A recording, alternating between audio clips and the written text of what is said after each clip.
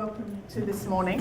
This is a really important event for QCOSS, and to begin I'd like to acknowledge and pay my respects to the traditional owners of this land that we're meeting on, the Turrbal people. I acknowledge their elders past and present and their leaders emerging. I also have a bit of a poem that I'd like to share with you that was written by Dr. Sue Atkinson, who is an Aboriginal lady who works in the early childhood education space. And it was shared last year. I heard it at a meeting that I went to, and I thought that it really, it's quite inspirational for the work that we do, and I think for the work that is ahead of you today and ahead of you when you leave this forum. It's a really nice way to think and way to move forward. So I'll share that now. May the Aboriginal elders lead you to walk respectfully with Aboriginal people, lead you to see the wisdom in the earth, the air and the rivers, lead you to hear their stories of life, land and being. May the elders' voices guide you in courage and wisdom.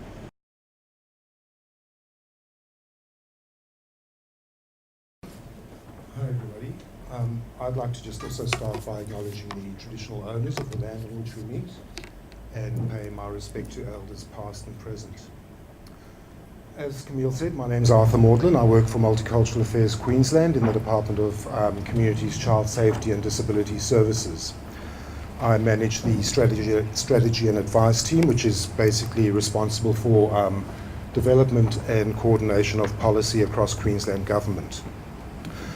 Just before I start, I'd also like to just say I do need to leave straight after this, so I will allow for any questions at the end of my talk, but unfortunately I won't be around for the rest of the day, so I do hope the day goes really well for all of you. What I wanted to talk about today, in addition to the new policy that Camille referred to, is I just want to start by talking a bit about multiculturalism in Queensland.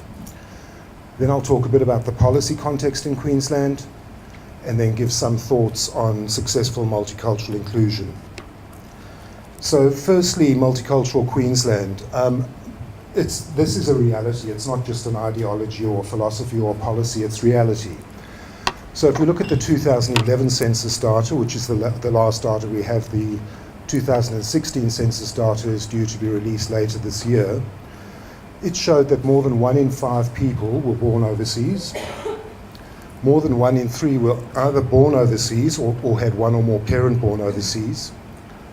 Almost 1 in 10 people spoke a language other than English at home. And more than 60,000 people don't or didn't speak English well or at all. This diversity is also increasing, and we see that if we look at the 2006 data compared to the 2011 data. So in 2011, 17.9% of people were born overseas, as opposed to 20.5% in 2011. It'll be very interesting to see what the 2016 census data tells us. So I guess the important thing there is that it is a reality, and as services and service providers, we should be expecting that kind of proportion, depending on where you are and who your client group is and what the services are, should be represented in your client group. Going into the policy context, it's really quite an exciting time, I think, at the moment in Queensland in terms of multicultural policy. So the first big thing was in last year, 1st of July, the new Multicultural Recognition Act was commenced. It was passed through Parliament with bipartisan support, and it includes a number of key elements, one of these being the Multicultural Queensland Charter, the other being the requirement for there to be a multicultural policy, which is what I'm going to talk about a bit more, and a 3-year or an action plan every 3 years. I might just read following on from what was spoken about earlier, I might just read a bit from the Charter, because I think it really is quite an inspirational document and very relevant to the topic today.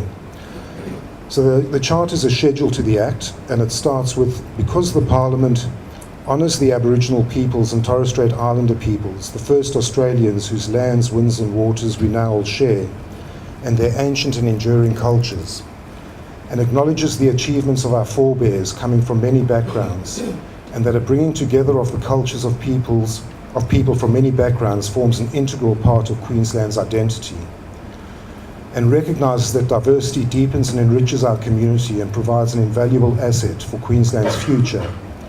This Act establishes the following Multicultural Queensland Charter.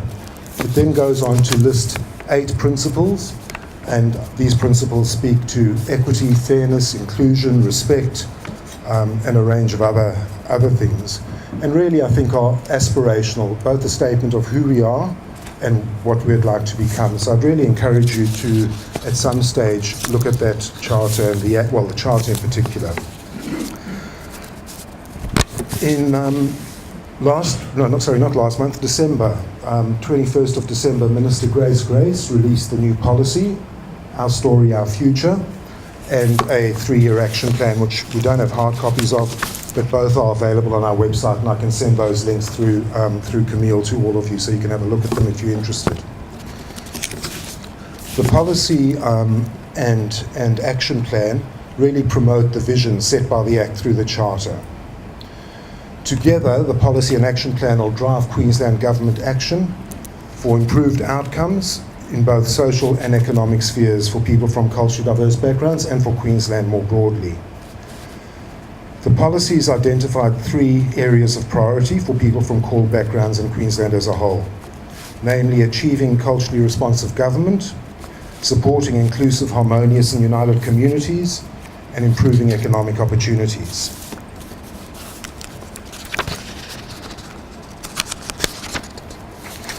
I'll just unpack the priorities a little bit more because I think that might be useful, and it also most likely gives some pointers to you as services in areas that you might want to focus on in terms of being inclusive of cultural diversity.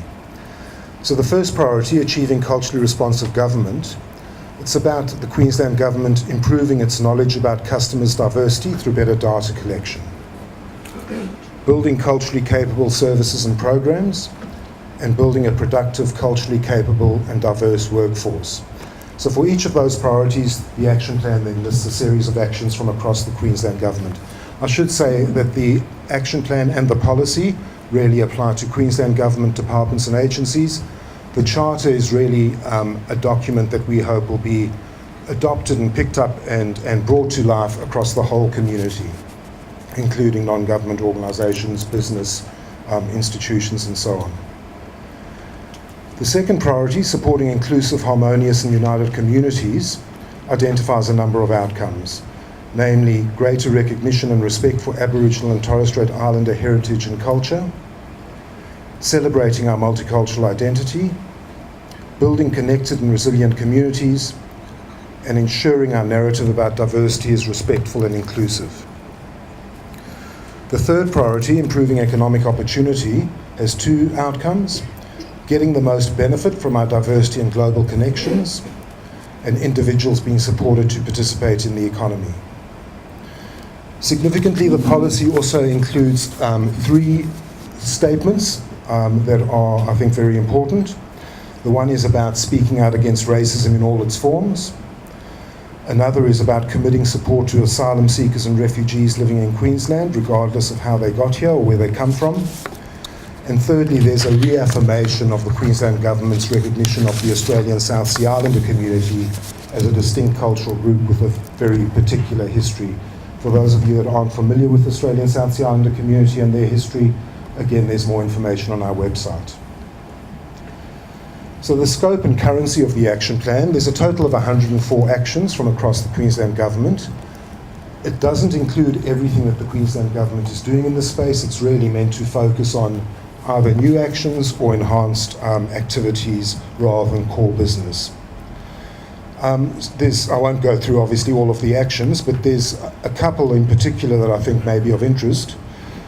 One of them is about embedding the language services policy that I'll talk about a little bit more in a minute, and the Multicultural Queensland Charter in the Human Services Quality Framework to improve access to funded services. That's an action that will be led by the Department of Communities and it will apply to Department of Communities funded services. The second one is the Multicultural Queensland Ambassador Program, which will engage businesses, organisations and local governments on practical ways to adopt and implement the Multicultural Queensland Charter. I can't give you much more detail at this point about that. The ambassador program hasn't yet been signed off or launched, but we expect that'll happen in the coming months. The other important thing is that the action plan, it's a 3-year action plan from 2016-17 to 2018-19, and over the course of that period, we'll be updating it as any new actions emerge from across government. So it's a living document. In relation to monitoring and reporting, all government agencies that have an action in the action plan have to report publicly on the actions that they're responsible for and provide a summary of their progress every year. The Minister for Multicultural Affairs will report to Parliament at least once every 3 years on progress with actions and the extent to which the policy outcomes are being achieved. And after 5 years, we'll do an evaluation of the implementation of the Multicultural Recognition Act, which will obviously also incorporate looking at the impact of the policy and the action plan. So as I said, those documents are all available online, and I'll send that link through Camille so you can all see it. The other policy that is important, I think, for all of you is the Queensland Government Language Services Policy. That's been around for a number of years, just recently being refreshed and re-released with the new policy and action plan.